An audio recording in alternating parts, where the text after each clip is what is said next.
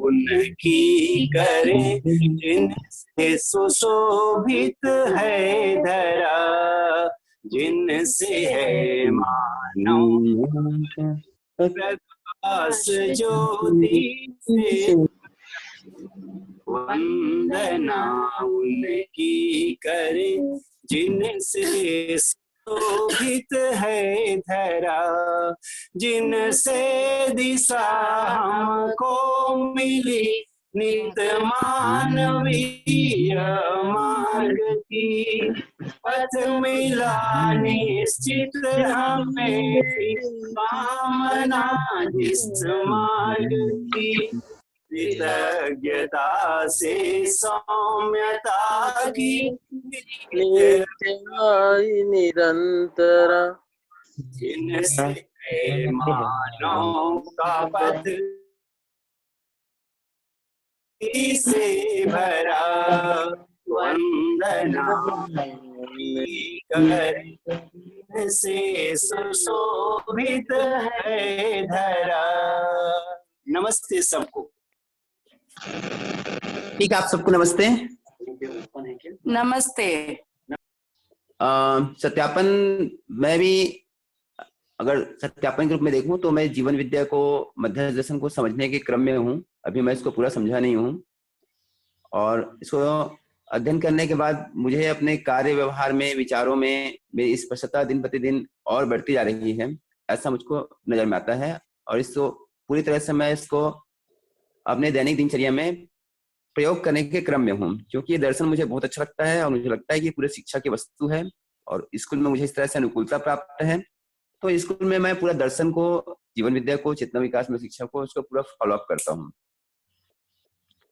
अब आगे आते हैं कल की प्रस्तुति के बारे में। कल की प्रस्तुति का सार, बाबा जी के मन में जिज्ञासा हुई। जिज्ञासा होने के बाद उन्होंने समाधि, ध्यान, धारणा से के क्रम में संयम, स्वस्फूर्त प्रणाली के रूप में वो स्वीकार किए, उनको अनुभव हुआ।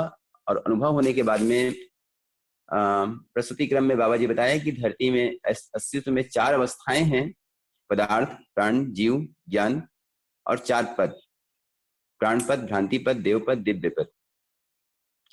तो इसी को विकल्प के स्वरूप, कार्य और व्यवहार के रूप में बाबा जी इसको प्रस्तुत कर रहे हैं। पॉइंट नंबर 16 में, 16 नंबर की बिंदु में इसमें बाबा जी बता रहे हैं कि धरती बीमार हो गई है, और जो विकल्पों का जो उपयोग है, प्रवाह बल है और अन्य जो संसाधन हैं, उनका उपयोग अभी इस पर वैज्ञानिकों का ध्यान नहीं गया है। जिस तरह से एक ब्रह्मपुत्र नदी है भारत में, बाबा जी बताते हैं कि ब्रह्मपुत्र नदी में इतना प्रवाह है जल का कि उसमें संसार को जितना बिजली चाहिए उतना बिजली अकेले ब्रह्मपुत्र नदी में से पैदा किया जा सकता है। तो प्रवाह ऊर्जा की ओर वैज्ञानिकों का ध्यान जाए, सौर ऊर्जा की ओर ध्यान जाए। ऊर्जा के संसाधनों में विकल्पों के बारे में पॉइंट नंबर 16 में मतलब बताए हैं। और इसमें एक राष्ट्रीय योजना है। राष्ट्रीय योजना के अंतर्गत सोचने के लिए मुद्दा सुझाया गया। तो राष्ट्रीय योजना का मतलब है चारों अवस्थाओं में संतुलन। ये पूरे विश्व में है, पदार्थ अवस्था, प्राण अवस्था, जीव अवस्था, ज्ञान अवस्था, पूरी धरती में है। तो चारों अवस्थाओं के संतुलन की शिक्षा के बारे में आज तक आदर्शवाद और भौतिकवाद में, इसके बारे में स्कूल और कॉलेज में बच्चों को विधिवत नहीं बताया गया। जबकि जीवन विद्या, चेतना विकास शिक्षा की जो पुस्तकें हैं, शिविर होता है जीवन विद्या का, उसमें चारों अवस्थाओं के बारे में स्टेप बाय स्टेप बताया जाता है। और इसमें इसके लिए अलग से पाठ बना हुआ है, पदार्थ अवस्था क्या है, प्राण अवस्था क्या है, जीव अवस्था क्या है, ज्ञान अवस्था क्या है। ये राष्ट्रीय योजना को मतलब बाबा जी इसमें फोकस किए हैं, और राष्ट्रीय योजना की जो सही जानकारी है हमको चेतना विकास शिक्षा से मतलब मिलती है। ठीक, बेहतर विकल्प धरती में संतुलन बना रहे। और हम लोग जैसे कल बात कर ही चुके थे कि जो वायरस है, कोरोना वायरस, या फिर अन्य जो समस्याएं हैं धरती में, ये चारों अवस्थाओं का सही अध्ययन नहीं हो पाने के कारण और सही संतुलन स्थापित नहीं हो पाने के कारण ही मतलब बहुत सारी समस्याएं आ रही हैं या आती रहेंगी। तो उसका समाधान वही है कि हम समझे इसको और धरती के साथ संतुलन पूर्वक जीना सीखें। इस तरह से हम कार्यक्रम, दिनचर्या अपने घर में, स्कूल में और आसपास भी हम बनाएं। पॉइंट नंबर 17 को हम देखते हैं। तो 17 नंबर बिंदु में जो है, इसमें लाभोन्माद, कामोन्माद, भोगोन्माद, वर्तमान शिक्षा से जो आई समस्याएं आई, आदमी पैसा कैसे आए, पैसा कहाँ से आए, पैसे का करना क्या है आदमी को पता नहीं। तो इस तरह से लाभोन्माद, कामोन्माद, भोगोन्माद संसार के सारे अपराधों का कारण है। लाभ, काम और भोग के कारण से अपराध बढ़ते जा रहे हैं। आज देखिए सबसे ज्यादा बड़ा से बड़ा अपराध ज्यादा पढ़े लिखे आदमी ने किया, न कि गांव के एक अनपढ़ व्यक्ति ने किया। तो ये बाबा जी का इस पर ध्यान दिया। बाबा जी बोलते हैं कि इसी लाइन में 17 नंबर बिंदु में प्रचार माध्यम भय और प्रलोभन के अर्थ में कार्यरत है। ये मानव जाति की हैसियत है। तो सारी पब्लिसिटी, अखबार, न्यूज चैनल, हम सब चीज को देखें तो ये पूरा भय और प्रलोभन के आधार पर ही मतलब विज्ञापन और सारे कार्यक्रम मतलब जो है बनाए जाते हैं। मतलब इसमें विश्वास उत्पन्न हो, सम्मान का भाव उत्पन्न हो, परस्परता में एक दूसरे के प्रति संबंध का भाव उत्पन्न हो, ऐसी चीजें जो है प्रचार प्रसार में नहीं है। तो प्रचार प्रसार में मानव अभी तक जो काम कर पाया सिर्फ प्रचार प्रसार में लाभोन्माद, कामोन्माद, भोगोन्माद के लिए ही काम कर पाया। ऐसी बातें मतलब बाबा जी बता रहे हैं कि वर्तमान शिक्षा से सिर्फ यही चीज आई। इसका निष्कर्ष निकालोगे आप अभी तक पूरी मानव जाति के इतिहास को, तो लाभोन्माद, कामोन्माद और भोगोन्माद, भोग के साधन तक ही हम पहुंच पाए। जबकि हमारा उद्देश्य था वसुधैव कुटुंबकम, सारा संसार एक परिवार। जो हमारे ऋषि मुनियों ने, महर्षियों ने, पूर्वजों ने इस चीज को सोचने में आया, लेकिन इसको क्रियान्वयन कैसे करें इसके बारे में कोई कार्य योजना नहीं बन पाई आदर्शवाद और भौतिकवाद के माध्यम से। पॉइंट नंबर 18 में इसी क्रम को आगे बढ़ाते हुए बाबा जी बताते हैं कि ये लाभोन्माद, कामोन्माद और भोगोन्माद का जो विकल्प है, आवर्तनशील अर्थशास्त्र, व्यवहारवादी समाजशास्त्र, मानव संचेतनावादी मनोविज्ञान, अगर इसकी हम शिक्षा देते हैं बच्चों को, आवर्तनशील अर्थशास्त्र का, व्यवहारवादी समाजशास्त्र का, मानव संचेतनावादी मनोविज्ञान का, तो इससे लाभ, काम और भोग से बच्चे जो है मुक्त होंगे और एक आदर्श व्यवस्था में, एक अच्छी व्यवस्था में संतुलन पूर्वक जीने की समझ बच्चों में आएगी। तो कुल मिलाकर के ये तीनों शास्त्र कहने का मतलब जो है शिक्षा का मानवीकरण, शिक्षा का मानवीकरण, मानवीय मूल्यों को हम कैसे बताएं, मानव का अध्ययन कैसे हो। शिक्षा में मानव का अध्ययन नहीं है, मानव का अध्ययन होगा, मानव का अध्ययन होगा, साथ में अस्तित्व का अध्ययन होगा, प्रकृति की चार अवस्थाओं का अध्ययन होगा। तो मानव जो है चारों अवस्थाओं के साथ संतुलन पूर्वक जीना समझेगा, क्योंकि इसके बारे में कोई अध्ययन ही नहीं बताया गया आदर्शवाद और भौतिकवाद में। इस कारण से मानव इसके साथ नहीं जी पा रहा है। तो इस तरह से पॉइंट नंबर 18 में इसका विकल्प बताया गया। पॉइंट नंबर 19 में हम आते हैं मानवीय मूल्य, मानव लक्ष्य। शिक्षा के मानवीकरण के तहत जो है, शिक्षा के मानवीकरण के तहत जब शिक्षा के मानवीकरण में मानवीय मूल्यों की शिक्षा दी जाएगी, है ना, मानवीय मूल्यों से फिर मानव लक्ष्य का ज्ञान होगा। और मानव लक्ष्य से फिर जो है, जब मानव लक्ष्य के लिए आदमी प्रयास करेगा, मानव लक्ष्य के बारे में कोशिश करेगा, मानव लक्ष्य की समझ होगी उसको, तो स्वस्फूर्त स्थापित मूल्य मतलब जो हर जीवन में है ही, विश्वास, सम्मान, स्नेह, है ना, ये उस पर ध्यान जाएगा, अपने पर ध्यान जाएगा, जिससे परस्पर संबंधों की पहचान और संबंधों में मूल्यों का निर्वाह होगा। जब स्थापित मूल्य कहने के मतलब संबंधों पर ध्यान जाएगा, संबंधों की पहचान होगी, संबंधों में मूल्यों का निर्वाह होगा, तो फिर जो है वो शिष्ट मूल्यों के रूप में व्यक्त होगा। और शिष्ट मूल्यों के रूप में कैसे व्यक्त होगा उसको विकल्प पुस्तक में बताया गया है। मतलब शिष्ट मूल्य के साथ वस्तुओं का आदान प्रदान, अर्पण, समर्पण, क्रियाकलाप रूप में नित्य उत्सव होना ही मानव चेतना सहज वैभव है, यह भी प्रस्तावित है। तो इसमें जो सार बात है, आप इसको देखेंगे पॉइंट नंबर 19 को, मानवीय मूल्यों की समझ के बगैर मानवीय मूल्यों की समझ के बगैर हम मानव लक्ष्य के लिए काम नहीं कर सकते, प्रयास नहीं कर सकते। एक ये सीक्वेंस है, सिस्टमेटिक है, व्यवस्थित है, स्टेप है। और मानव लक्ष्य के ज्ञान होने के बाद में ही हम जो है स्थापित मूल्यों का जो हमारे अंदर में जीवन में है, निहित है ना, विश्वास, सम्मान से, जिससे जो संबंधों में जीने के लिए, संबंधों में मूल्यों का निर्वाह करने के लिए है, इसकी झलक भी हमको नहीं मिल पाएगी। उसके बाद में स्थापित मूल्य समझ में आने के बाद में ही हम शिष्ट मूल्यों के साथ में जो है व्यक्त होंगे। तो जो शिष्टता है, शिष्टता क्या चीज है, शिष्टाचार क्या चीज है, ये महत्वपूर्ण मुद्दा ये है। तो शिष्टता वही मतलब सौजन्यता, है ना, सौहार्दता, उदारता, जो स्थापित मूल्यों के तहत जो शिष्ट मूल्य है, शिष्ट मूल्यों को ही शिष्टता कहा गया है। तो शिष्टता समझ में आने के बाद एक जो भाषा शैली और जो जीवन शैली के बारे में जो बात कर रहे हैं बाबा जी, जो है वो भाषा शैली और जीवन शैली हमारे कार्य और व्यवहार में व्यक्त होगा। तो इसी में पॉइंट नंबर 19 में हम नीचे देखते हैं कि मानव संस्कृति, सभ्यता, विधि व्यवस्था, सहज प्रमाण वर्तमान होना प्रस्तावित है, यही सहअस्तित्व है ना। तो मानव संस्कृति, सभ्यता, विधि व्यवस्था, सहज प्रमाण, तो मानव संस्कृति सभ्यता विधि व्यवस्था सहज प्रमाण वर्तमान होना प्रस्तावित है। तो मानव संस्कृति सभ्यता विधि व्यवस्था एक प्रकार से मानवीय मूल्य ही जो है मानव संस्कृति है, और मानव लक्ष्य ही मानव सभ्यता है, और स्थापित मूल्य ही एक प्रकार विधि है, और शिष्ट मूल्य ही व्यवस्था है। व्यवस्था में किस तरह से हम प्रस्तुत होंगे, ये इसका सुंदर प्रस्तुति है। तो इन सारे बिंदुओं के माध्यम से मतलब एक विकल्प को प्रस्तुत किया गया है। विकल्प है शिक्षा, शिक्षा का मानवीकरण। शिक्षा के मानवीकरण के माध्यम से ही जो जैसा अखंड समाज सार्वभौम व्यवस्था का जो भाव है, वो भाव जो है प्रस्तुत होगा, और हर बच्चे इसमें जुड़ करके जो है एक मानव होने का महत्व, मानव चेतना का जो ज्ञान है वो होगा। मानव चेतना के ज्ञान से जो है जिस तरह की परिकल्पना मतलब आदरणीय बाबा जी मतलब किए हैं कि धरती स्वर्ग बन जाए, मानव देवता बन जाए, धर्म सफल हो जाए, नित्य शुभ हो, ये संभव हो पाएगा। और इसके लिए मतलब हमको विधिवत स्कूलों में, परिवार में जो संस्कार हम जिसको हम समझते हैं, तो संस्कार के जो 4 स्तर होते हैं मुख्य रूप से। एक सबसे पहला संस्कार बच्चे को मिलता है अपने माता पिता से, दूसरा परिवार से, तीसरा स्कूल से, चौथा वातावरण से। ये चारों जगहों पर हमको काम करना पड़ेगा, और इसके लिए काम करने के सबसे बेहतर विकल्प है वो है शिक्षा, शिक्षा का मानवीकरण। शिक्षा मतलब अभी हम लोग क्या समझते हैं, शिक्षा मतलब सिर्फ स्कूल में पढ़ाने वाला। स्कूल में पढ़ाने वाला ही शिक्षक नहीं होता है। शिक्षक मतलब वो सारी चीजें जो प्रमाण पूर्वक जिए। अध्यापक जैसे शब्द का जो अर्थ है, अध्यापक शब्द मतलब समस्त समस्याओं का समाधान देने वाला अध्यापक है। जिसके पास सारी समस्याओं का समाधान हो वही अध्यापक है। तो इस तरह से शिक्षक को हम इतना छोटे अर्थ में ना लें। शिक्षक एक बहुत विस्तृत अर्थ है, और शिक्षक मतलब हर वो कोई व्यक्ति जो प्रमाण पूर्वक जीता है वो एक शिक्षक है।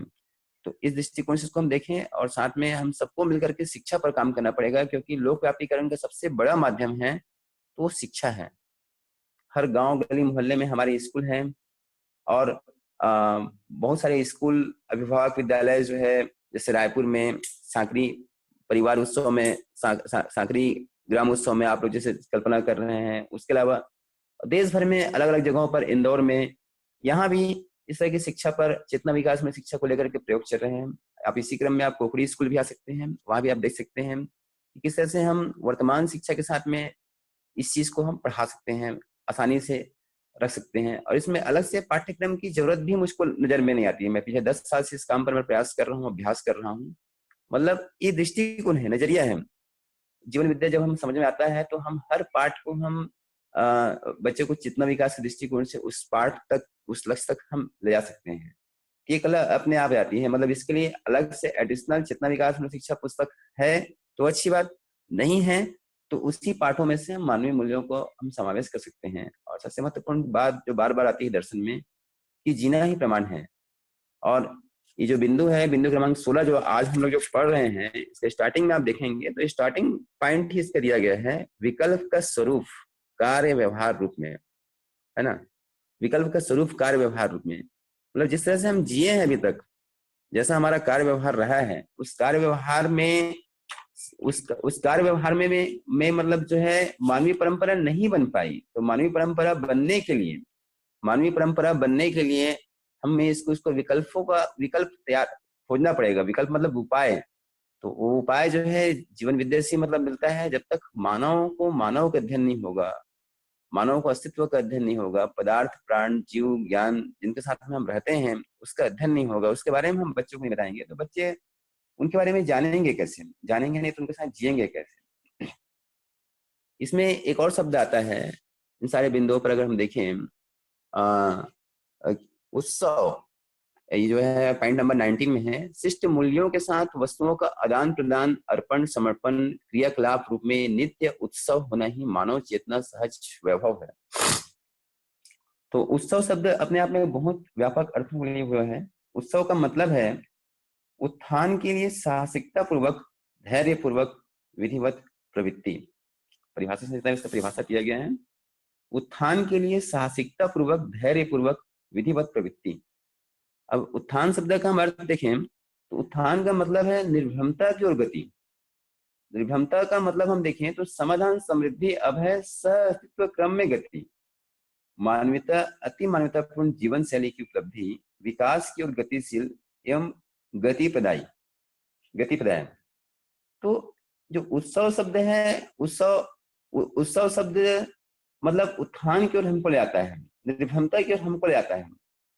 हम निर्भम नहीं हो पा रहे हैं, निर्भम नहीं हो पा रहे हैं, समाधान समृद्धि अभय पूर्वक नहीं जी पा रहे हैं, तब तक हमारे में उत्थान नजर नहीं आएगा, उत्थान का झलक भी हमको दिखाई नहीं पड़ेगा। समाधान समृद्धि अभय के लिए हम कुछ प्रयास करते हैं, वही उत्थान है, वही निर्भमता की ओर गति है, और वही हम सबकी मूल चाहना है।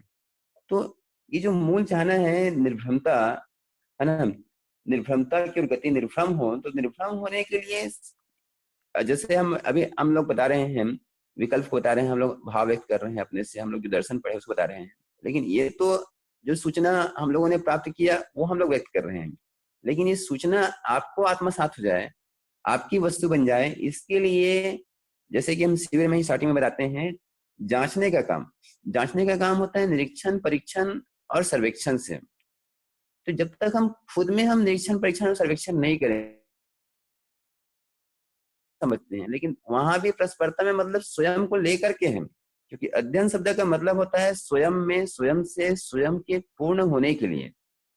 तो ये हमारा हमेशा फोकस में रहे कि स्वयं में, स्वयं से, स्वयं के पूर्ण होने के लिए, मतलब इस चीज को लेकर के हम अपने में निरीक्षण, परीक्षण और सर्वेक्षण करें। हम वास्तव में अभी तक जो मेरी यात्रा है, मतलब मैं अभी, मुझे कितना वर्ष हो गए और कितना वर्षों से मैंने, मतलब मेरी उपलब्धि क्या रही, मैंने क्या पाया व्यक्ति के स्तर पर, परिवार के स्तर पर, समाज के स्तर पर, राष्ट्र के स्तर पर, अंतर्राष्ट्र के स्तर पर, और मुझे क्या पाना है, जब तक ये स्पष्ट नहीं बनेगा, ये कल्पनाशीलता में नहीं आएगा, तब तक हमारी आगे की गति नहीं होगी। तो मूल रूप से बार बार जैसा कि आदरणीय बाबा जी मतलब ध्यान लाते हैं कि एक एक शब्दों का अर्थ जानना बहुत जरूरी है, और शब्दों का एक निश्चित अर्थ है, हर शब्द का एक अर्थ, हर अर्थ के पीछे एक वास्तविकता, और हर वास्तविकता के पीछे एक यथार्थता का सत्यता का प्रमाणों की स्वीकृति होती है, और प्रमाण स्वीकृत होने के बाद में ही हम उपकार का काम कर सकते हैं। तो ये जो प्रमाणों की जो स्वीकृति है, वहां तक पहुंचने की जरूरत है। जब तक प्रमाण की स्वीकृति नहीं होगी, जब तक हमको प्रमाण स्वीकार नहीं होगा, तब तक हम उपकार का काम नहीं कर सकते। ये सब सीक्वेंस है, क्रम बाई क्रम जुड़ा हुआ है। तो शब्दों का निश्चित अर्थ जानने के लिए हमको, जब भी हम अध्ययन करते हैं, तो हमारे साथ परिभाषा संहिता हो। परिभाषा संहिता में हर शब्दों को एक निश्चित अर्थ दिया गया है, और उसके आधार पर जो है हम अध्ययन करें, तो हमको ये बातें जो है आसानी से समझ में आती है, और उसी के अनुसार से मतलब हम सही अर्थों को हम समझ पाते हैं। बाबा जी बोलते हैं कि अपनी मनगढ़ंत परिभाषा लगाने से हमको कभी भी अनुभव प्राप्त नहीं होगा। अनुभव प्राप्त करना है तो मध्यस्थ दर्शन के वाङ्मयों में जिस तरह से मैंने शब्दों को लिखा है, वो अनुभव की प्रकाश में लिखा गया है, अनुभव की रोशनी में है। इन शब्दों में अनुभव का प्रकाश, अनुभव की रोशनी है। तो हम लोग जो विकल्प का अभी हमारी जो टीम है, उसने अभी हम लोग जो अध्ययन किए, तो उसमें हम लोग इसी चीज को फोकस में रखे कि परिभाषा संहिता में इसका क्या अर्थ दिया गया है, हर एक बिंदुओं में जो अलग अलग शब्द जो कोटेट किए गए हैं, उन शब्दों का क्या अर्थ है। तो पूरा परिभाषा संहिता के आधार पर हम लोग अध्ययन किए, और अध्ययन करके ये हम आप सब लोगों के सामने प्रस्तुत हो रहे हैं। साथ में इसको हमने परंपरा में भी देखा कि परंपरा में क्या चीजें हैं, परंपरा में इसी बात को किस तरह से कहा गया, क्योंकि परंपरा को भी हमको साथ लेकर चलना है। बाबा जी हमेशा बोलते हैं कि 101 हथौड़ी के बाद में मुझे ये प्राप्त हुआ। 101 हथौड़े पढ़ने के बाद प्राप्त हुआ, कहने का मतलब यहाँ पर बाबा जी मतलब साफ साफ बताते हैं कि 100 बार किसी और अन्य व्यक्तियों ने और अन्य मानवों ने इसके लिए प्रयास किया, तभी 101 बार में ये हमारे प्रयास से हमको ये हमको प्राप्त हुआ। तो बाबा जी मतलब परंपरा को नकार नहीं रहे हैं। बहुत सारे लोग ये समझते हैं कि परंपरा को जीवन विद्या नकार रहा है। जीवन विद्या परंपरा के साथ है। परंपरा की अगले क्रम की प्रस्तुति है जीवन विद्या।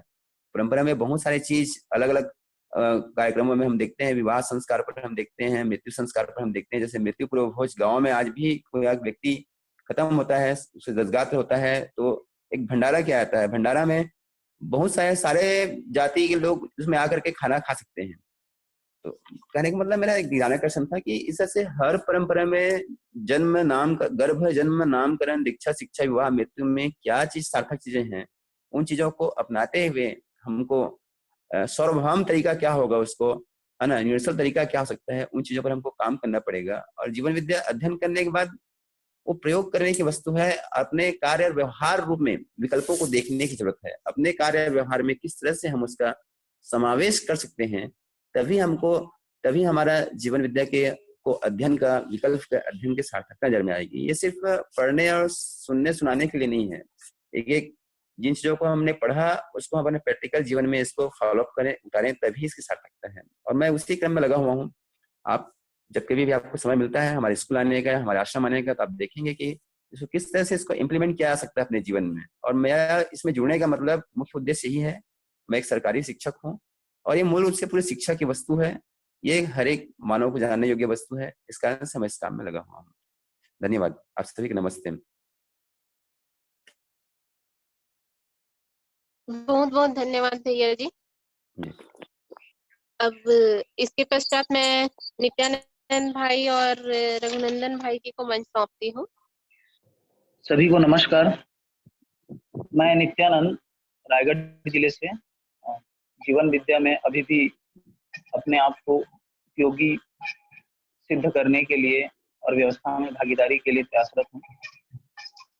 जैसा कि अभी गेंदलाल भैया जी ने बात को रखा, इन्हीं बिंदुओं पे जो अपना ध्यान गया और एक तरह से शोध विधि से अध्ययन के लिए पठन और उसको विचाराभ्यास, व्यवहाराभ्यास और कार्याभ्यास में किस तरीके से आप पाता है, उसको मैं अपने स्थिति गति के अनुसार विश्लेषण में रख रहा हूँ। तो विकल्प का स्वरूप कार्य और व्यवहार रूप में, अगर हम शोध विधि से यहीं से बात करें तो विकल्प का स्वरूप जीने में कैसे आता है, तो कार्य और व्यवहार के रूप में आता है। क्योंकि यहाँ पे विकल्प का स्वरूप में पहला शब्द दिया है कार्य और दूसरा दिया है व्यवहार रूप। तो गुरु मूल्य में लघु मूल्य समाया ही रहता है, इसलिए व्यवहार में कार्य है ही। तो यहाँ बाबा जी ने कार्य से ही एक तरह से जो प्रस्तुति अपने दी है, बिंदु क्रमांक 16 में विकास क्रम में पदार्थ अवस्था एवं प्राण अवस्था है, जहाँ से विकास क्रम की बात हो रही है।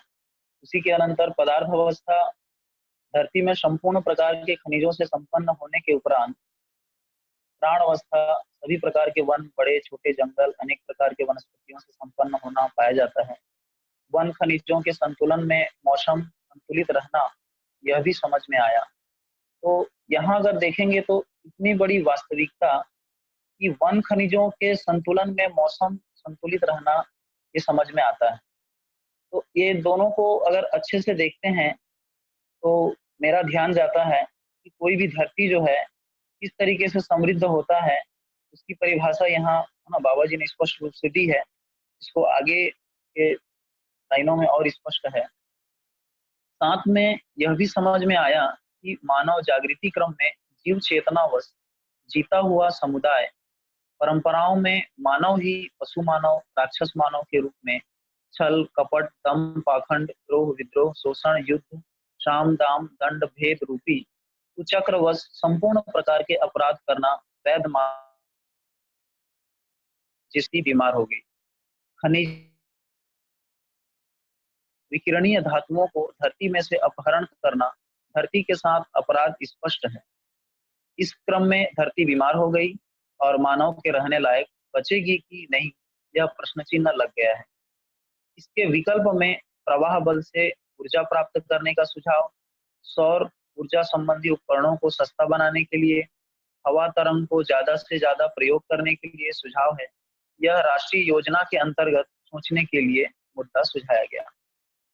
तो मूलतः अगर अपन पूरी 16 बिंदु को देखते हैं तो चारों अवस्थाओं के प्रकटन को भी विकास क्रम के रूप में, और आगे इधर है ना जो जीव चेतना जहाँ से बात रखी तो वहां पर जीवन का भी बात आता है। इस तरह से विकास क्रम और विकास पूरी इस बात को यहाँ पे रखते हुए बाबा जी ये बताने की हम सबको है ना संज्ञान में लाने की ध्यान दिलाने की कोशिश है कि सभी प्रकार के जो वन, छोटे बड़े जंगल हैं, ये एक तरह से हमको थोड़ा ध्यान देने की आवश्यकता है कि धरती के ऊपरी हिस्से पर जंगल और धरती के नीचे हिस्से में खनिज, इन दोनों के संतुलन में मौसम संतुलित रहना, यह भी समझ में आया। ये कितनी बड़ी वास्तविकता है। ये एक धरती की अगर बात करें तो धरती के आंतरिक भाग को अपन स्थिति के रूप में और बाह्य भाग को उसकी गति के रूप में अगर देखते हैं, तो स्थिति अगर ठीक नहीं है तो गति का दुर्गति होना निश्चित है। तो इस तरह से मानव जीव चेतना बस इस तरीके से धरती के अंदर से खनिज पदार्थों को निकालना, जैसे बाबा जी ने यहाँ उल्लेख किया है कि खनिज कोयला, खनिज तेल और विकिरणीय धातु, जिनसे बहुत सारे ऊर्जा प्राप्त होते हैं, ये तीनों चीजों को धरती से अपहरण करके उसको, है ना, अपने आहार, आवास, अलंकार, दूरदर्शन और, है ना, ये जो महत्वाकांक्षा की चीजें हैं, इन चीजों पे विज्ञान जो है प्रयोग करता रहा और इसके मूल में देखने जाए तो सुख की प्राप्ति के लिए इन सारी चीजों का दोहन किया। तो इस तरह से जीव चेतना में इतनी अपराधें हुई, इसको काफी अच्छे से, है ना, छल कपट दम पाखंड, इन चीजों से बाबा जी ने यहाँ पे प्लेसमेंट किया है। पशु मानव, राक्षस मानव के किस तरह से इसकी चेतना, जीव चेतनावश जो है अपने कार्य और जो है इस धरती के साथ कैसे उन्होंने अत्याचार किया। तो यहाँ पर बात यह है कि इनमें बैलेंस, जो संतुलन बनने की बात बोल रहे हैं। उदाहरण के तौर पर बाबा जी कई बार ऑडियो में इस बात को रखे हैं सामने सम्मुख, जो है अपने भाई बहनों के पास विद्या से जुड़े हैं, कि एक व्यक्ति के शरीर के अंदर से अगर किडनी, है ना, हार्ट, ऐसी जो भी है हमारे शरीर को संचालन करने के लिए जो है अंग अवयव, उसको निकाल देने से वो व्यक्ति कितने दिन जीवित रहेगा। इससे उन्होंने ये इंडिकेट करने की, मतलब हमको ध्यान दिलाने की उन्होंने कोशिश की कि जो है व्यवस्था जो है वो आंतरिक और बाह्य दोनों भागों से मिल करके एक पूरी व्यवस्था सचती है। तो किस तरीके से भ्रमवश, जीव चेतनावश मानव जाति पूरी इस तरीके का इस धरती के साथ जो भी कार्य किया, जिससे पूरी ये समस्या खड़ी हो गई। तो इसके विकल्प के रूप में बाबा जी ने 3 चीजों पर ध्यान दिलाया है। एक तो प्रवाह बल, जैसे कि अभी गेंदाल भैया जी ने इस बात को रखा कि ब्रह्मपुत्र नदी से प्रवाह ऊर्जा से अपन जो है विद्युत उत्पन्न कर सकते हैं। दूसरा मुद्दा है कि सौर ऊर्जा संबंधी उपकरणों को सस्ता करके अपन उसके विकल्प के रूप में प्रस्तुत कर सकते हैं। और तीसरा हवा तरंग, जैसे जो भी है हवा के यंत्र बना करके उसके माध्यम से भी अपन ऊर्जा जो है, जिसको पवन शक्ति आदि के रूप में विज्ञान कोशिश किया ही है।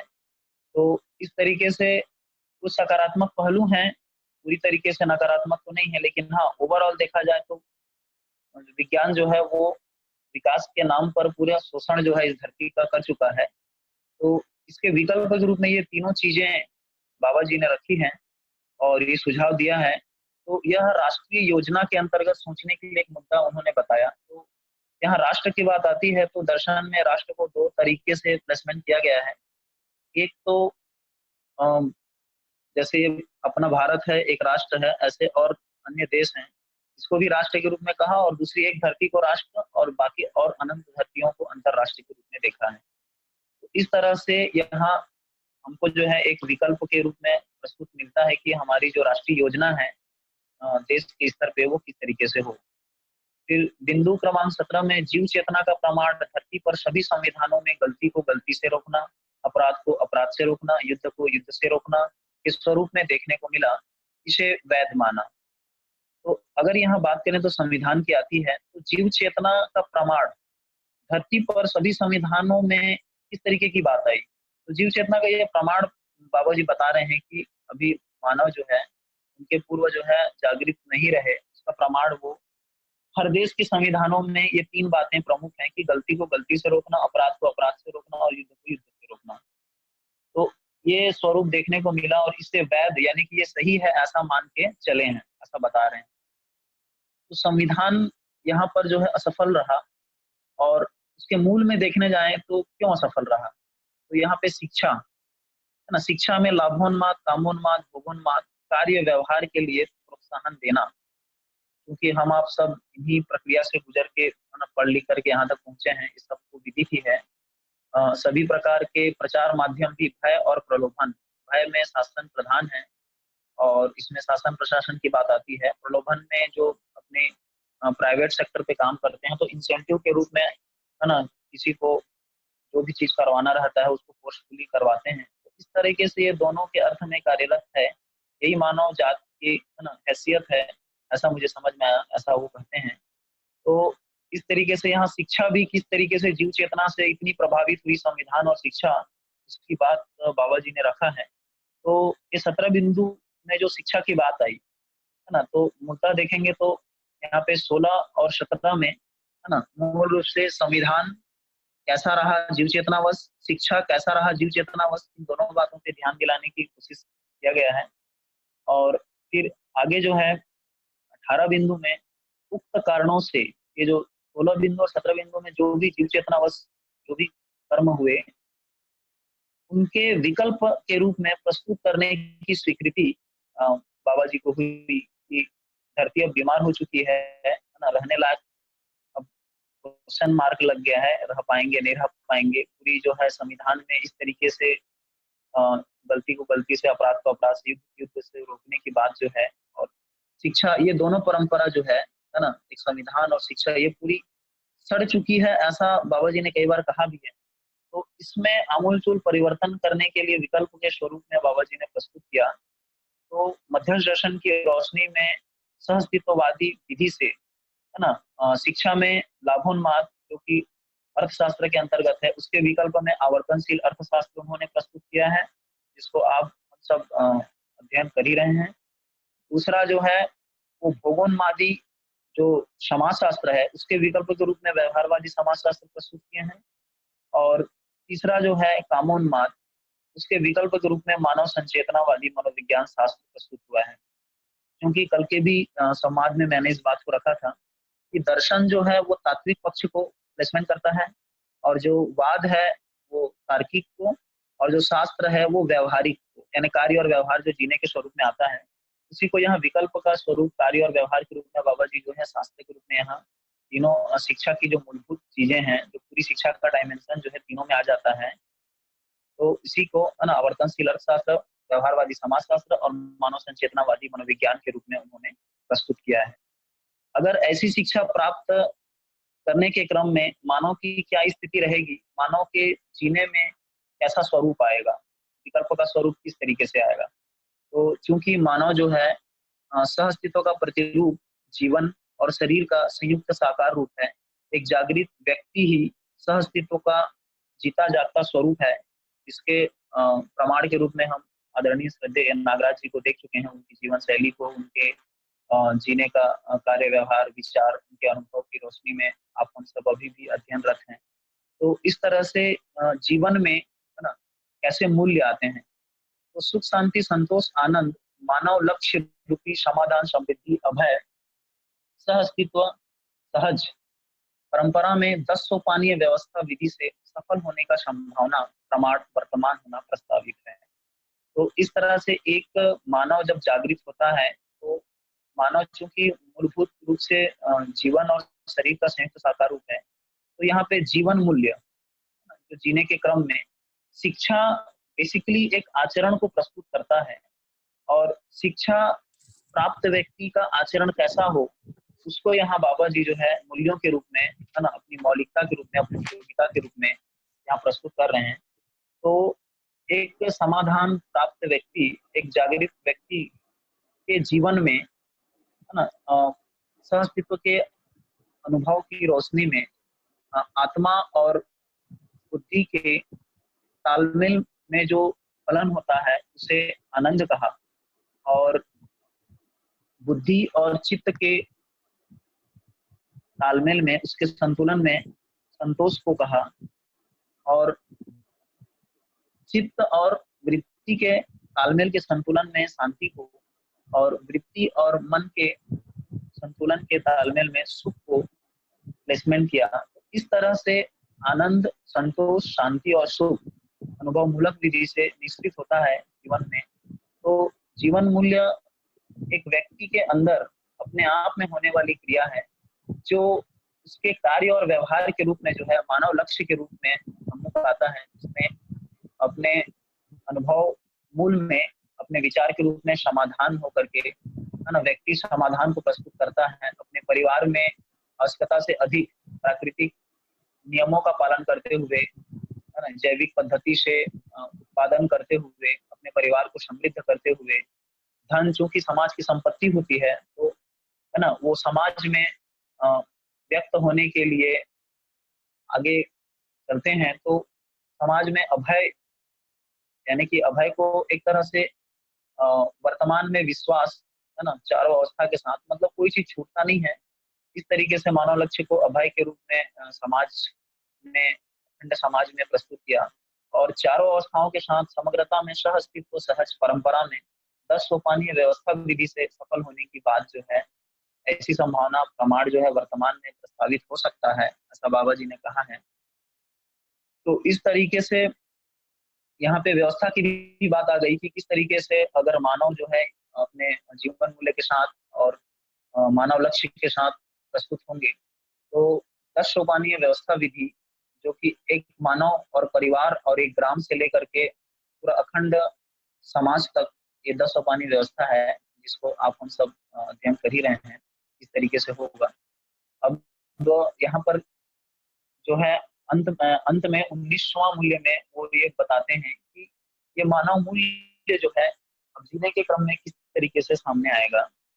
तो मानव मूल्य को धीरता, वीरता, उदारता, दया, कृपा, करुणा एवं मानव लक्ष्य, समाधान, समृद्धि, अभय, यानी वर्तमान में विश्वास चारों अवस्थाओं के साथ वर्तमान होना प्रस्तावित है, ऐसा लिखते हैं। और आगे मानव संस्कृति, सभ्यता, विधि, व्यवस्था, सहज प्रमाण वर्तमान होना प्रस्तावित है, यही सहअस्तित्व है, इस तरह से बात को रखते हैं।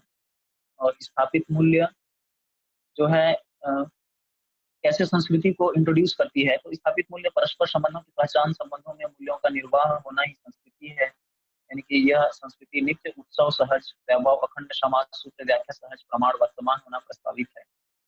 ये स्थापित मूल्य है ना, जो अपने अंदर स्थापित है ही, उसको पहचानने की आवश्यकता है।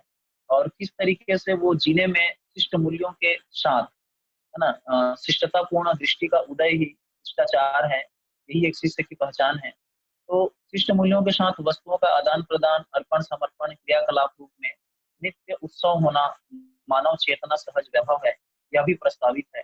इस तरह से मानव चेतना ही व्यवहार में मानवत्व, आचरण में नियम है, ऐसा 19वां बिंदु में कहते हैं।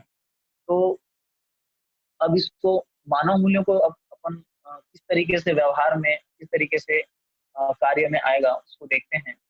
तो मानव मूल्य जो है बेसिकली धीरता, है ना, तो धीरता को अगर अपन किस तरीके से है जीने में कैसे इंप्लीमेंट होता है, उसको देखने चलेंगे।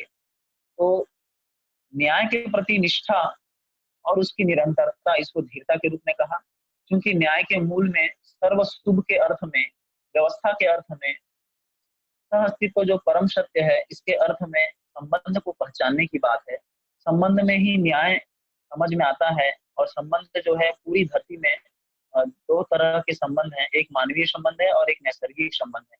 तो उस संबंध में व्यवस्था के अर्थ में जो है अपने संबंधों को पहचान पाना और उन संबंधों में निहित मूल्यों को, है ना, निर्वहन कर पाना और उसमें उभय तृप्ति का अनुभव कर पाना, ये बेसिकली न्याय है।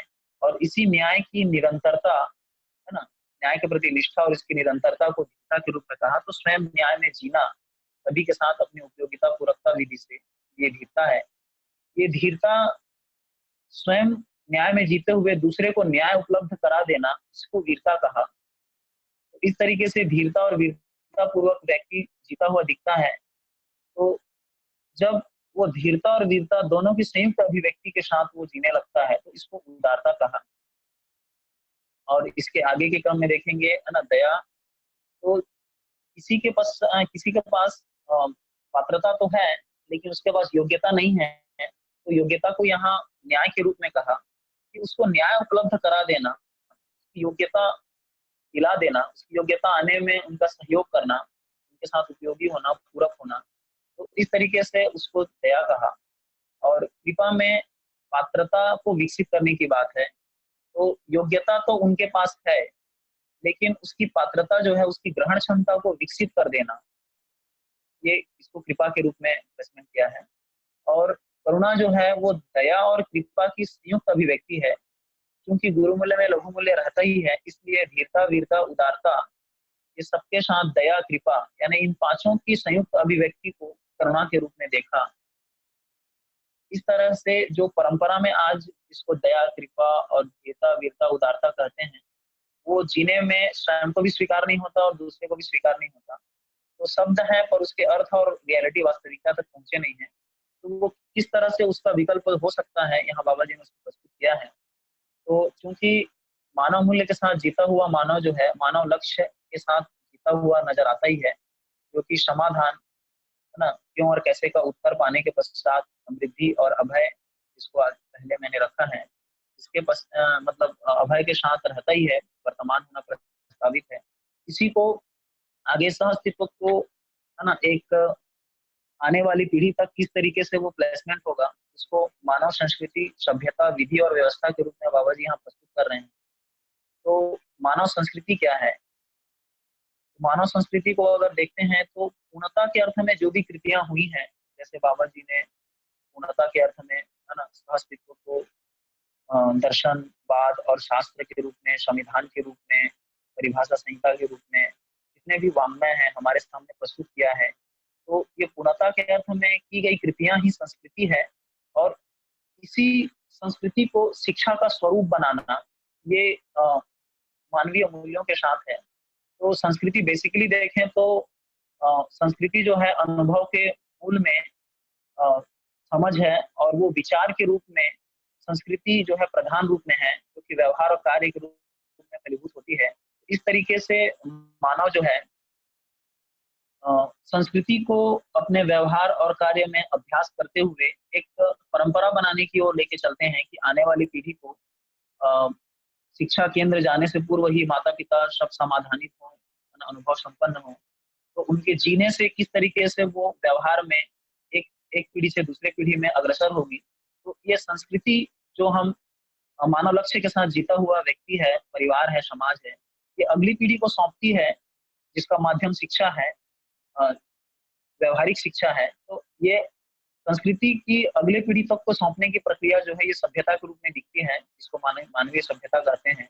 और इसके मूल में देखने जाएंगे तो विधि, यानी सह अस्तित्व सूत्र व्याख्या रूप में ही विधि है, जो कि व्यवस्था के रूप में, है ना, स्वयं व्यवस्था को समझना और समग्र व्यवस्था में भागीदारी को प्रस्तुत करना, इस तरीके से सह अस्तित्व को प्रमाणित करने की बात बाबा जी यहाँ पे संस्कृति, सभ्यता, विधि, व्यवस्था के रूप में कर रहे हैं। यहाँ पे इसको जो और अच्छे से देखने जाएंगे तो स्थापित मूल्य, है ना, स्थापित मूल्य को देखेंगे तो संबंधों की पहचान के साथ, है ना, बेसिकली जो है विश्वास, सम्मान, स्नेह, तो जिसमें विश्वास आधार मूल्य है, इसके साथ सम्मान और स्नेह रहता ही है। तो प्रत्येक मानवीय संबंधों के अगर परस्परता में देखेंगे तो विश्वास, सम्मान और स्नेह के साथ साथ जो और मूल्य हैं, है ना, जैसे कृतज्ञता है, गौरव है, श्रद्धा है, ममता है ना, ये सभी अपने शिष्ट मूल्यों के साथ, जैसे क्रमशः मैं रखता हूँ, विश्वास मूल्य जो है वो सौजन्यता के साथ, है ना, और इसमें सम्मान जो मूल्य है सौहार्द्रता के साथ, स्नेह जो है वो निष्ठा के साथ, और कृतज्ञता सौम्यता के साथ, गौरव सरलता के साथ, है ना, श्रद्धा पूज्यता के साथ, ममता जो है उदारता के साथ। इस तरह से प्रेम जो, जिसको पूर्ण मूल्य कहा, है ना, वो अनन्यता के साथ प्रस्तुत होता है। तो इस तरह से सभी संबंधों का निर्वाह ही व्यवस्था के रूप में समझ में आता है। इस तरह से स्थापित मूल्य को अगर आप देखते हैं तो परस्पर संबंधों की पहचान और संबंधों में मूल्यों के निर्वाह होने को ही संस्कृति कहा, जो कि नित्य उत्सव है, और इस उत्सव का अगले पीढ़ी तक पहुंच पाना ये सभ्यता के रूप में दिखती है, जिसको अखंड समाज सूत्र व्याख्या के रूप में अपन कहते हैं। और अगर शिष्ट मूल्यों को अगर वस्तुओं के साथ देखते हैं, आदान प्रदान, अर्पण, समर्पण, है ना, इस क्रियाकलाप के रूप में, तो नित्य उत्सव होना, ये मानव चेतना के रूप में बाबा जी ने इसको प्रस्तुत किया है। और मानव चेतना ही व्यवहार में मानवत्व है, तो यानी व्यवस्था के रूप में है, और यही आचरण है। तो आचरण में नियम के रूप में इन्होंने इसको प्रतिपादित किया है। तो बेसिकली अगर समराइज करूं मैं विकल्प का स्वरूप को कार्य और व्यवहार के रूप में, तो यहाँ पे चार बातें आई। एक तो है संविधान राष्ट्र के साथ, दूसरा शिक्षा, तीसरा आचरण, और चौथा जो है वो व्यवस्था। तो किस तरह से एक राष्ट्र को, राष्ट्रीय योजना जो है अपने संविधान को मध्य दर्शन की रोशनी में विकल्प के साथ प्रस्तुत हो, जिससे संविधान जो है मानवीय जीने रहने लायक हो पाए। और उसी संविधान के तारतम्य में शिक्षा, जिसका मानवीयकरण अति आवश्यक है, तो किस तरीके से शिक्षा में जो है ये सामने जो है एक विकल्प के स्वरूप में हमारे पास एक आचरण के रूप में आता है, और उससे जो है पूरी अखंड समाज, सार्वभौम व्यवस्था, है ना, दसों पानी परिवार मूलक स्वराज्य व्यवस्था के रूप में इस तरीके से सामने आएगा, इसको बाबा जी ने प्रस्तुत किया है। अब इसको हमको जीकर प्रमाणित करना, ये हमारी योग्यता होगी। इसी क्रम में मैं अपनी वाणी को विराम देता हूँ। आप सबको नमस्कार। बहुत बढ़िया भैया जी, बहुत बहुत धन्यवाद। आपने बहुत अच्छा विश्लेषण किया। ज्ञानलाल भैया ने भी उसका एक व्यवहारिक स्वरूप भी प्रस्तुत किया। और गौरी दीदी, अगर हमारे कोई नए साथी जुड़े हैं तो उनका स्वागत किया जाए।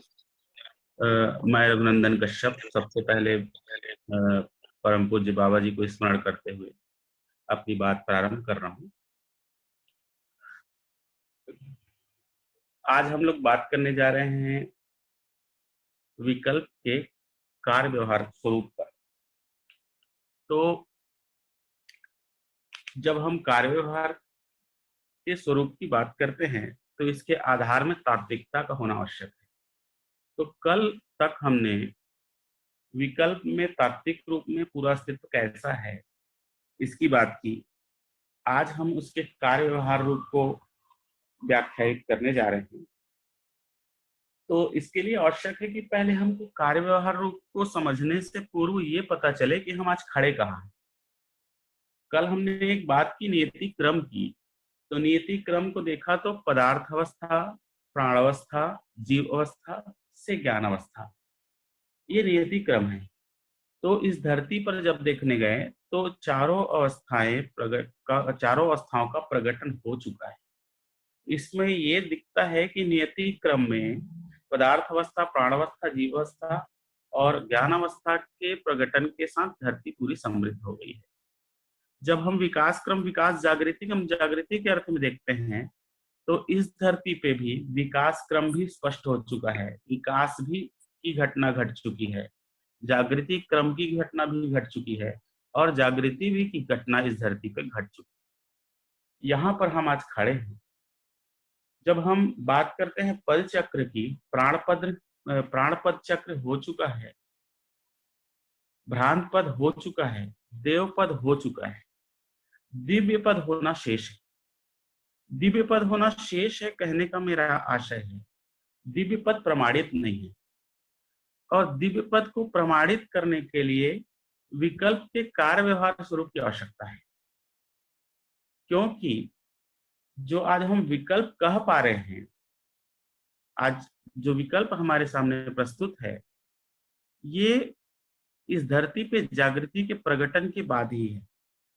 अब शेष उस जागृति की परंपरा बनाना है, और ये परंपरा बनाने के लिए जब तक विकल्प का कार्य व्यवहार स्वरूप हमारे पास होगा नहीं, तब तक उसकी परंपरा इस धरती पे हो नहीं सकती।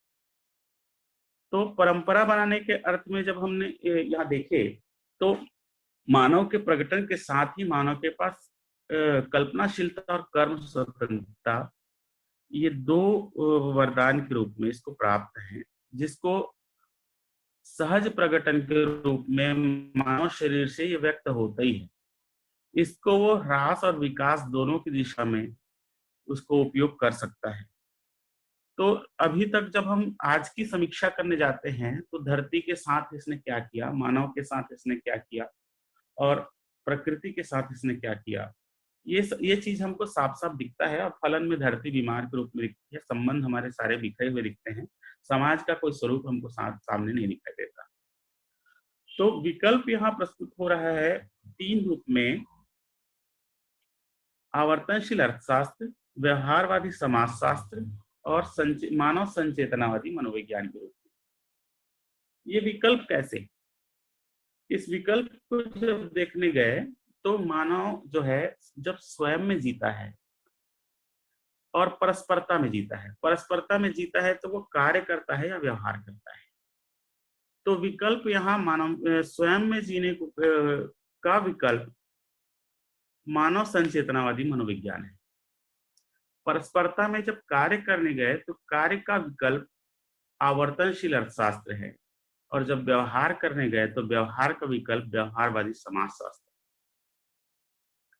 इस तरह से विकल्प तीनों स्थितियों में पूरा पड़ता है, और यही एक विकल्प है जिससे मानव की जो अपेक्षा है, मानव का जो लक्ष्य है, समाधान, समृद्धि, अभय, सहअस्तित्व, जिससे जीवन लक्ष्य सुख, शांति, संतोष, आनंद की पूर्ति होना, ये प्रस्तावित है बाबा जी के लिए। हमको ये संभावना दिखती है जब मानव इस विधि से, इस विकल्प के आधार पर जीना, कार्य व्यवहार करना शुरू करता है, तो इससे अनुमान बनता ही है कि इससे मानव लक्ष्य की प्राप्ति होगी और हर व्यक्ति इस धरती पर सुख, शांति, संतोष, आनंद पूर्वक जी सकता है।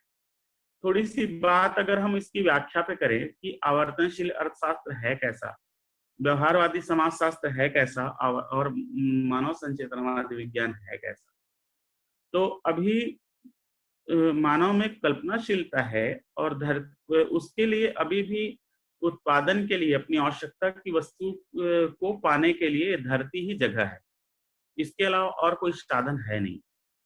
तो इसके साथ जो जिस तरीके से ये कार्य कर रहा है, इस कार्य करने की विधि में दिक्कत है।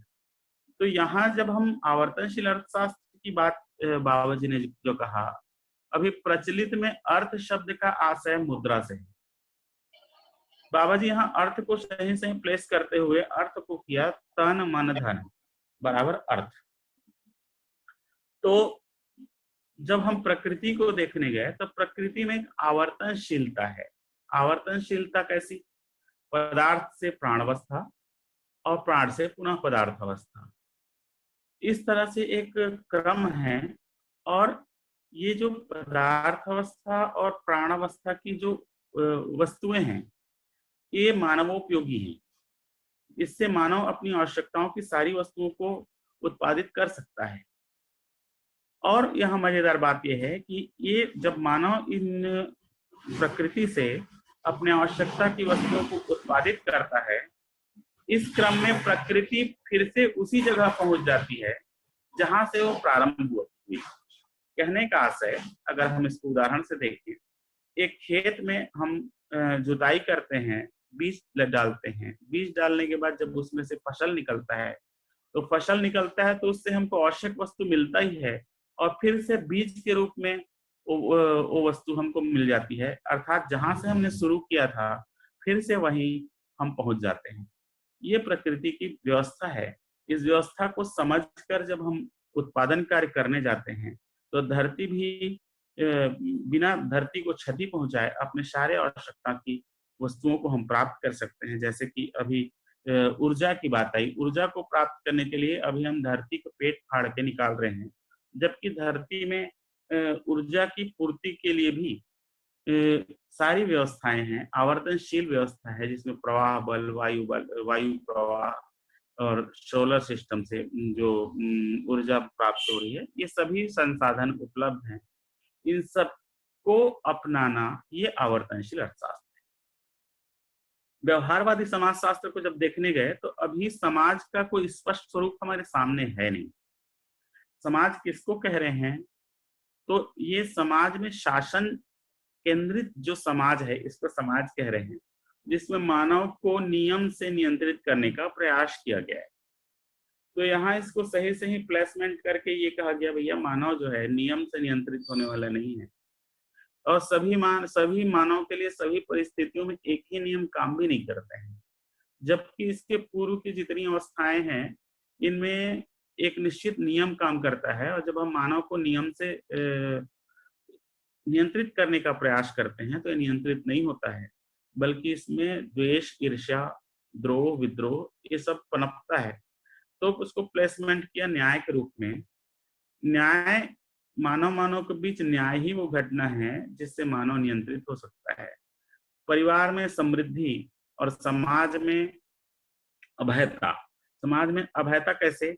परिवार सहज आवश्यकता से अधिक उत्पादन में भागीदारी, मूल्य, चरित्र, नैतिकता पूर्ण आचरण की व्यवस्था, सहज प्रमाण प्रस्तुत करते हुए समग्र व्यवस्था में भागीदारी। इस तरह से समाज को परिभाषित किया। समाज का आशय क्या? स्वयं में समाधान, परिवार में समृद्धि, पूर्वक जीते हुए मनुष्यित मानवों का समूह। इस अर्थ में मानव लक्ष्य के अर्थ में परिवार और परिवार के पूरकता के अर्थ में समाज। इस समाज के जो स्वरूप है उसको बाबा जी ने 10 सोपानी व्यवस्था के रूप में बहुत स्पष्ट किया है, और इससे अनुमान बनता है कि जब इस धरती पे इस व्यवस्था से अखंड राष्ट्र सार्वभौम व्यवस्था स्थापित हो सकती है, जिससे मानवीय संस्कृति और सभ्यता इस धरती पे हो सकती है, इसका अनुमान बनता ही। अब इसमें मानव चेतनावादी मनोविज्ञान की जब हम बात करें तो मानव को जब देखा तो जीवन और शरीर के संयुक्त साकार रूप में, और जीवन ही शरीर के द्वारा व्यक्त है। जीवन शरीर के द्वारा जब व्यक्त है तो 4.5 क्रियाओं सहित सहस्थित सहज विधि से व्यक्त है। इसमें कल्पनाशीलता इसको जो वरदान के रूप में मिला है, इस कल्पनाशीलता को पहुंचना कहाँ है, इसका आधार क्या है, इसका लक्ष्य क्या है? इस लक्ष्य को जब देखने गए तो क्रिया पूर्णता और आचरण पूर्णता के रूप में दिखाई दिया। क्रिया पूर्णता को जब हम और बारीकी से देखने गए 10 क्रियाओं को, तो मानव में 122 आचरण के रूप में दिखाई देता है। तो स्वयं में इन 122 आचरण से संपन्न होना है ना, ये मानव का स्वयं में लक्ष्य है। मानव का स्वयं में लक्ष्य मतलब जीवन का लक्ष्य है, जो शरीर से व्यक्त होगा। शरीर से व्यक्त होगा तो ये कार्य व्यवहार के रूप में हमको दिखाई देगा। यही जब मानव परंपरा में आएगी तो संस्कृति और सभ्यता के रूप में दिखाई देता है। तो जितने ये हमने अभी बात किया, आवर्तनशील अर्थशास्त्र, व्यवहारवादी समाजशास्त्र और मानव संचेतनावादी मनोविज्ञान, ये तीनों का धारक वाहक मानव ही होगा। ये किताबों में इसका धारक वाहक कोई किताब नहीं होगा, बल्कि मानव परंपरा में दिखेगी, तो फिर मानवीय संस्कृति और सभ्यता इस धरती पे होगी। और इसी के आधार पर हम कह सकते हैं कि धरती पे अखंड राष्ट्र सार्वभौम व्यवस्था स्थापित हो सकती है। इतनी बात मेरे को रखनी थी। आप सबने बहुत धैर्य से सुना, इसके लिए धन्यवाद। बहुत सुंदर तरीके से आपने रखा भैया जी। तो हमारे जो पूर्व में जितने भी हैं सब लोग वही सारे भाई बहन हैं, तो सबका स्वागत है ही अपने उत्सव पारा में। और आज हमारे बीच मंगेश भाई जी भी जुड़े हुए हैं सुबह, और अमिता दीदी जी जुड़े जो इतने दिनों से कनेक्ट नहीं हो पा रही थी। तो सभी भाई बहनों का हार्दिक स्वागत है, और अब आप आगे कनेक्ट करिए।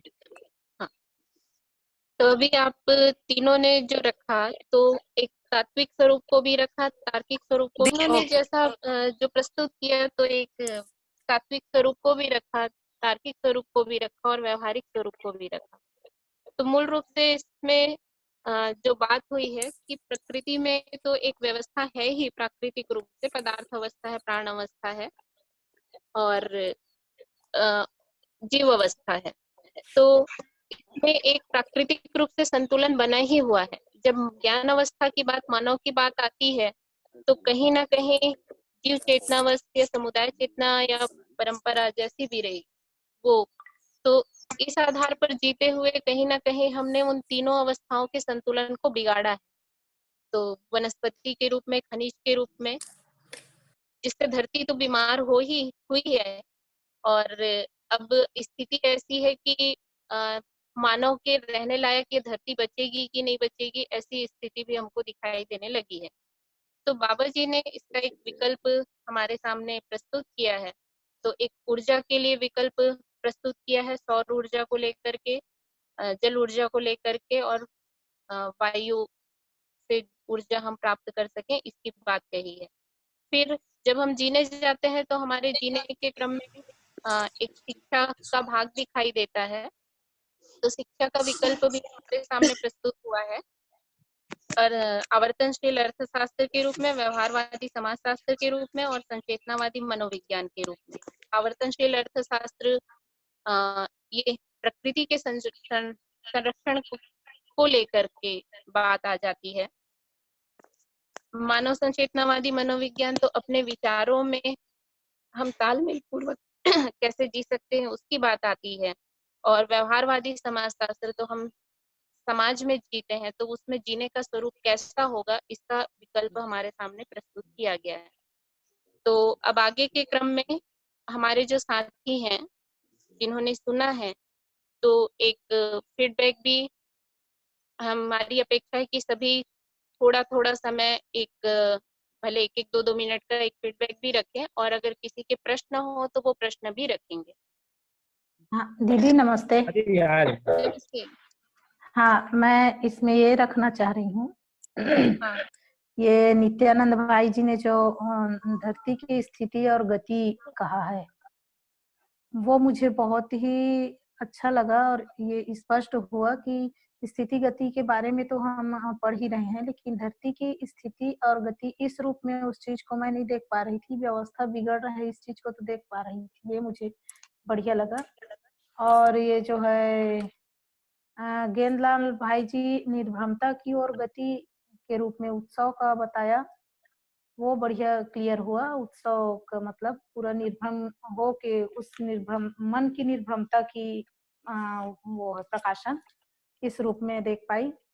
और रघुनंदन भैया जी जो बताए हैं उसमें आवर्तनशीलता बहुत अच्छे से समझ में आई। व्यवहार में भी आवर्तनशीलता और प्रकृति में भी आवर्तनशीलता। जैसे कोई भी चीज को हम जहाँ से शुरू करते हैं उसी रूप में हमको रिटर्न करता है। तो ये स्वस्थ रूप से व्यवहार में और धरती की व्यवस्था में ये बहुत ही बेहतरीन लगा। और सभी का सार के रूप में एक लाइन में अगर कहूँ तो अभी जो भी है गड़बड़ी, वो जिंदगी के जीने के हर क्षेत्र के रूप में अपने पास विकल्प है जो एकदम सटीक है, और आपसी मानवीय संबंधों के हिसाब से समझ के करेंगे तो एकदम सहज भी है। ऐसा मुझे मिला इसका फल। बहुत सुंदर अमिता दीदी। मैं एक बात कहना चाहूंगी दीदी, मुझे एक बात अच्छी लगी कि हम जो ये बोलते हैं अध्ययन करना है, तो अध्ययन क्यों जरूरी है। तो ये जो बात हुई कि स्वयं में स्वयं से स्वयं के पूर्णता के लिए जो हम श्रम कर रहे हैं वही अध्ययन है, तो बहुत बढ़िया लगा। और ये जो भैया जी ने रखा ना कि स्वयं की गति के लिए संचेतनावादी मनोविज्ञान, व्यवहार के लिए व्यवहारवादी समाजशास्त्र, और अपने कार्य पक्ष के लिए आवर्तनशील अर्थशास्त्र, तो बहुत ही बढ़िया रहा। तीनों भाइयों की प्रस्तुति जबरदस्त रही, इतना ही कहना। दयानंद भाई जी से हम फीडबैक लेना चाहेंगे। दयानंद भाई जी। नमस्ते सभी को। नमस्ते भैया जी, विकल्प का स्वरूप कार्य व्यवहार रूप में तीनों भैया लोगों ने जो प्रस्तुति की, एक बहुत अच्छी चीज लगी कि रिपीटेशन किसी ने नहीं किया, सबने अपना अपना पक्ष के रूप में इसकी व्याख्या किए हैं और काफी स्पष्टता आई। साधारण तौर से जब क्रमवार हम पढ़ते हैं तो कई बार 16 नंबर का 17 नंबर से, 17 नंबर का 18 नंबर से कनेक्ट नहीं हो पाता, लेकिन जिस प्रकार से प्रस्तुति आई तो उसमें क्रमिक समझ भी आया मुझे। इस 16 नंबर 17 नंबर से किस प्रकार से जुड़ा है, 17 नंबर 18 नंबर से कैसे जुड़ा है, और 18 नंबर से 19 नंबर किस प्रकार से जुड़ा हुआ है। जो पूरे 16 से 19 बिंदुओं पे जो मुझे आया कि धरती की अवस्था समृद्ध होने के पश्चात मानव के कार्यकलाप से किस प्रकार से बिगड़ा है और उसका क्या स्वरूप हो सकता है, क्या विकल्प हो सकता है ऊर्जा स्रोत के रूप में, उसका एक विवरण आया है। परंपरागत रूप से भी मानव अभी उसी दिशा में प्रवृत्त है, बिना समझे हुए भी प्रवृत्त हुआ है, क्योंकि खतरा सर पे मंडराते हुए दिख रहा है। लेकिन ये दर्शन में इसको विकल्प के रूप में, मतलब पहले से ही इस पे ध्यान जाना चाहिए था, ये इसकी स्पष्टता आई है। दूसरा, जो राष्ट्र की जो नीति होनी चाहिए, जो संविधान के रूप में आई है, जिसमें कि 3 तरीके से गलती को रोकना, अपराध से अपराध रोकना और युद्ध को युद्ध से रोकना, इसकी मानव को जो परंपरागत रूप से स्वीकृति हुई है, लेकिन वो समाधान नहीं हो पाया है और समस्याएं वहीं की वहीं रही है। उसके जो विकल्प के रूप में उसकी जो परेशानियां हैं उसको बड़े अच्छे से स्पष्ट किया है। और उसके बाद जो उसकी किस प्रकार से शिक्षा के माध्यम से उसका निवारण हो सकता है, उसकी व्याख्या हुई है आवर्तनशील अर्थशास्त्र और व्यवहारवादी समाजशास्त्र और मानव संचेतनावादी मनोविज्ञान के रूप में। उसके आगे के क्रम में मानव मूल्य, मानव संस्कृति और सभ्यता के रूप में किस प्रकार से ये स्थापित होगी और अगली पीढ़ी को हस्तांतरित होगी, इसका भी एक स्वरूप इसमें बताया गया है। तो अभी तक मुझे इसमें यही समझ में आया। धन्यवाद। बहुत बढ़िया भाई। भैया जी आपने। बहुत बढ़िया दयानंद भैया, खूब अच्छा। मैं कृष्ण कुमार, है ना, मैं भी अपना थोड़ा सा फीडबैक रख दूं। बहुत ही अच्छी प्रस्तुति तीनों भाई लोगों की, खूब अच्छी प्रस्तुति।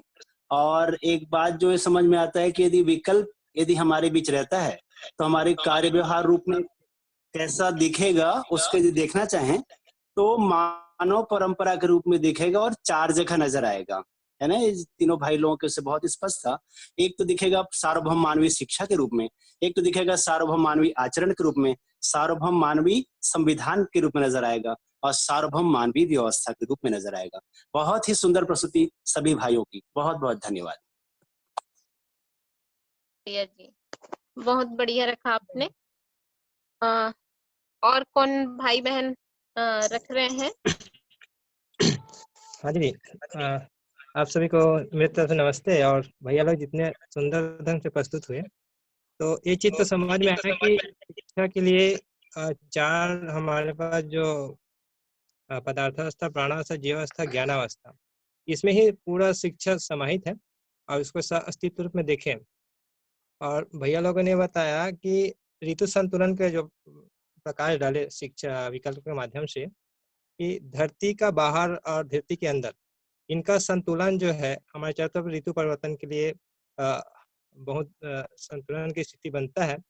और ऊर्जा प्रवाह के लिए धरती पे जो है बना हुआ है ऊर्जा के स्रोत के लिए एक प्रवाह बल के रूप में, एक तरंग बल के रूप में, और एक जो है ताप के रूप में, सौर ऊर्जा के रूप में बहुत से सुंदर रहा।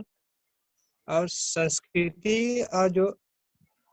संस्कृति और सभ्यता की भैया लोगों ने जो बखान किए कि पूर्णता के अर्थ में जो कृति है वो संस्कृति है, और वही जो शिक्षा के माध्यम से हम आगे जब इसको बढ़ाते हैं तो एक सभ्यता के रूप में हमारे सामने प्रस्तुत होता है।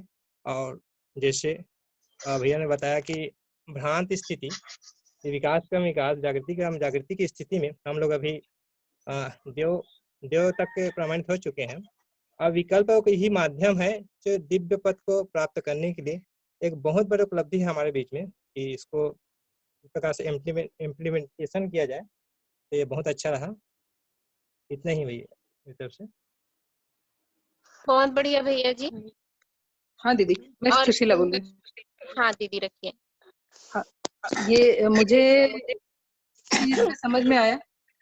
पहले तो हम लोग एकदम नए हैं और ये शास्त्रों और सब चीजों का अध्ययन हमने किया नहीं है, तो उसके अंदर में क्या मूल कंटेंट है इसके बारे में पहले से ज्यादा सूचना नहीं है। तो भैया लोग ये बताए तो थोड़ी स्पष्टता आ गई कि आगे इस पूरे दर्शन में किस तरीके से किन चीजों को बताया हुआ है। ऐसा अब पर्टिकुलर विकल्प का स्वरूप और कार्य व्यवहार के इस चैप्टर के संबंध में सारांश के रूप में मुझे ये समझ में आया कि इसके पहले जितने बिंदु दिए हुए थे, जो भी टॉपिक दिए हुए थे, उसमें बाबा जी ने अभी तक पूरा अस्तित्व और मानव मानवीय मूल्य इन सब के संबंध में उन्होंने समीक्षा किया था, मूल्यांकन दिया था उसका। उसके बाद में विकल्प सुझाया था कि जो चीजें सही होनी चाहिए वो नहीं हो पाई है, तो उसके लिए क्या विकल्प हो सकता है। इस विकल्प के स्वरूप और कार्य व्यवहार में वो कैसे कार्य रूप में परिणित होगा और वो व्यवहार कैसे होगा। मतलब मुझे ये समझ में आया कि कोई भी मानव दो आयाम में जीता है। जैसे जीवन और शरीर दोनों को मिलकर मानव है, और ये दोनों के तो शरीर के रूप में कार्य करता है और व्यवहार के लिए वो जीवन के लिए व्यवहार करता है। तो इन दोनों चीजों को प्रैक्टिकल कैसे होगा, ये वाला इन बिंदुओं में दिया है। और वो किस तरीके से होगा इसके बारे में भैया लोगों ने अभी सब लोगों ने उसको डिटेल करके बताया, तो वही चीज रिपीट मेरे करने से कोई उसका औचित्य नहीं है।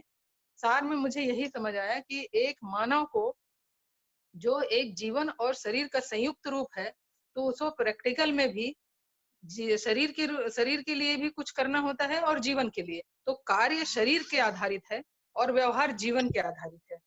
कार्य के रूप में जैसे भैया बताए ही थे, उत्पादन है, सेवा है, अध्ययन है और व्यवस्था कैसे होगी इस संबंध में काम करता है वो।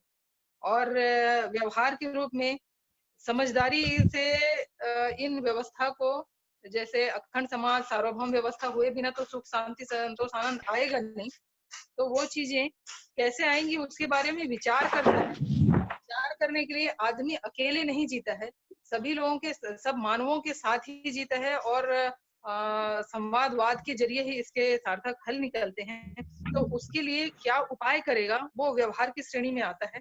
तो वो व्यवहार किस तरीके से होगा, तो इन्हीं दोनों मुद्दों को पूरा करने के लिए बाबा जी ने समीक्षा और मूल्यांकन, उसके बाद विकल्प दिए और विकल्प को कार्य रूप में परिणित करने के लिए ये वांग्मय के रूप में वो छोड़ के गए हैं। तो इन्हीं चीजों का इसमें पूरा वर्णन ऐसे दिया है। इतनी बात मुझे समझ में आई। हाँ दीदी, मैं मतलब विकल्प के रूप में बल देखिए, 3 बल उसमें, प्रवाह बल और सौर ऊर्जा बल और हवा, यह एक बन सकता है, ऐसे समझू मैं। और जो है संविधान में जो है गलती को गलती से रोकना और अपराध को अपराध से रोकना, युद्ध को युद्ध से रोकना, मतलब ये जो है गलत जो है जिससे मतलब धरती बीमार हो गई है। और जो है मानव मूल्य जो है धीरता, वीरता, उदारता और दया, कृपा, करुणा है। तो इसमें धीरता है, न्याय के प्रति निष्ठा, निरंतर स्वयं न्याय में जीते हुए वीरता और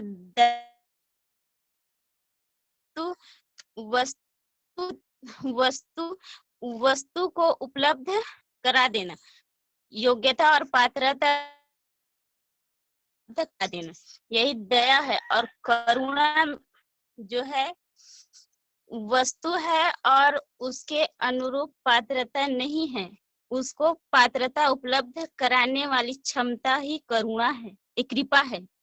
और करुणा में जो है क्षमता, योग्यता को स्थापित करने की क्रियाकलाप, जिसमें जो है पात्रता और वस्तु ना हो, उसे उपलब्ध कराने वाली क्षमता ही करुणा है। और इसमें जो है मानव लक्ष्य जो है समाधान, समृद्धि, समाधान में जो है क्यों और कैसे का उत्तर पाना, और समृद्धि जो है आवश्यकता से अधिक उत्पादन और कमी ना हो, अभाव का अभाव ना बने रहे। इतना ही समझ में आई दीदी। सर बहुत सुंदर दीदी। हेलो, हाँ मैं भोपाल से आनंद साहू। हाँ जी भैया। तीनों वक्ताओं के बड़ी चीजों को बड़ी सुंदर तरीके से रखी है, उससे हमारी भी कई बहुत अच्छी सी स्पष्टता आई है उसमें, है ना। और वो चीजों को समझने में ये बहुत मददगार होगी। और पर अब मुझे जो मैं बोलना चाह रहा था कि इसको हमको खुद को समीक्षा करना है, क्योंकि जैसा कि हम जानते हैं कि मनुष्य इस सृष्टि में सबसे बड़ी उत्कृष्ट कृति है और ये हमको वरदान स्वरूप नहीं मिली है। ये हमारी जो पहले की पूर्ववर्ती अवस्थाएं हैं वो सब अपना बहुत ज्यादा प्रयास करके हमको इस उत्कृष्ट कृति दी है। तो इसके लिए प्रकृति ने बहुत ज्यादा श्रम किया है। तो श्रम करने के बाद में हमको ये एक तरह से मिला, हमारा अपना जो शरीर मिला है मानव, जो कि 2 रूप में व्यक्त होता है, जो शरीर के रूप में और अपने जीवन के रूप में।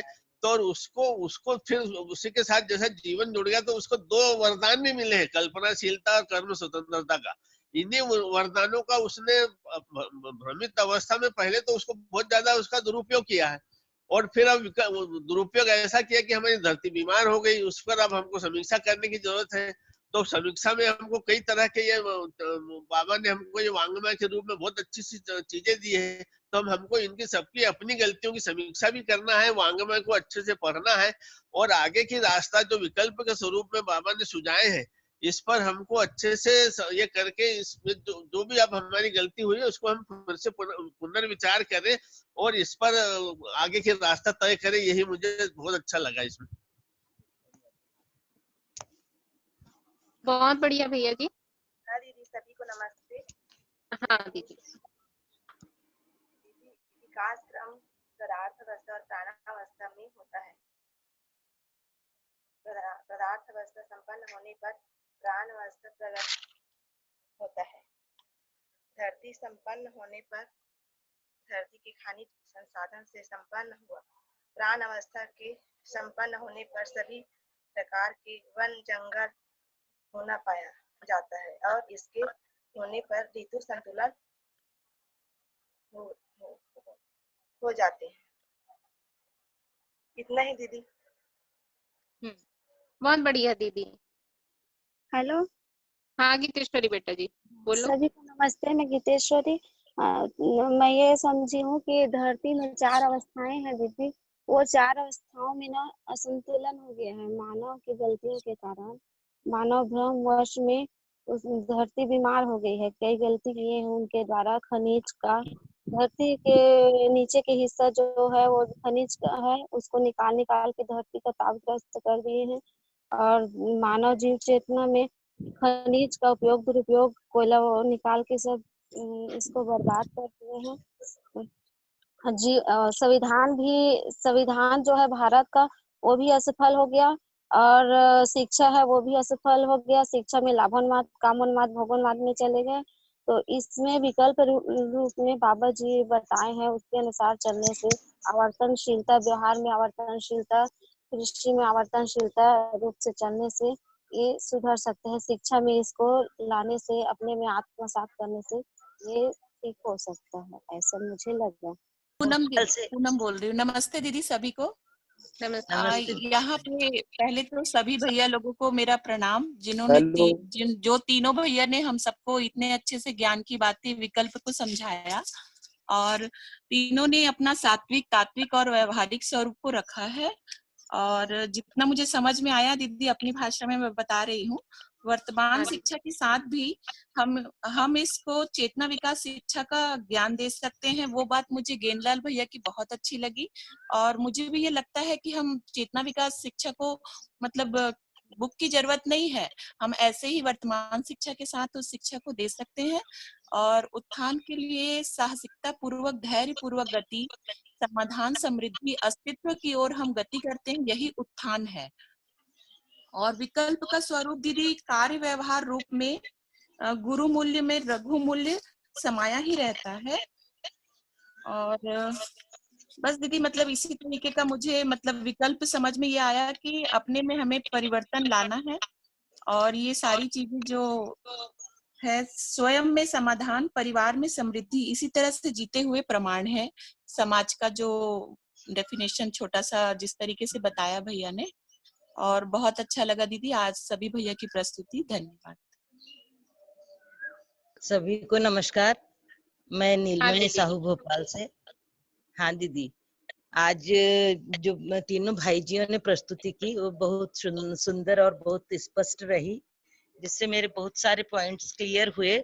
उसमें विशेष तौर पर गेंदलाल भैया ने जो वर्तमान शिक्षा के साथ चेतना विकास मूल्य शिक्षा, जो कि हमारी सुखपूर्वक जीने के लिए आवश्यकता है, समाधान के साथ जीने के लिए आवश्यकता है, वह सहज रूप में हमें विकल्प के माध्यम से मिल सकती है, इस पर ध्यान गया। दूसरा, रघुनंदन भाई जी ने जो ध्यानाकर्षण किया कि आवर्तनशीलता किस तरीके से रखकर हम संतुलन के साथ में उत्पादन और हर जगह जुड़ रहा है उनका ये पॉइंट। तो उसमें जो ध्यानाकर्षण किया कि सौर ऊर्जा, पवन ऊर्जा, जल ऊर्जा, इसका किस तरीके से हम उपयोग करके वही ब्रह्मपुत्र के प्रवाह से बिजली उत्पादन है या पवन ऊर्जा से है, तो बहुत सारी जगह में हम यूज करके प्रकृति के संतुलन को बनाने में मददगार हो सकते हैं।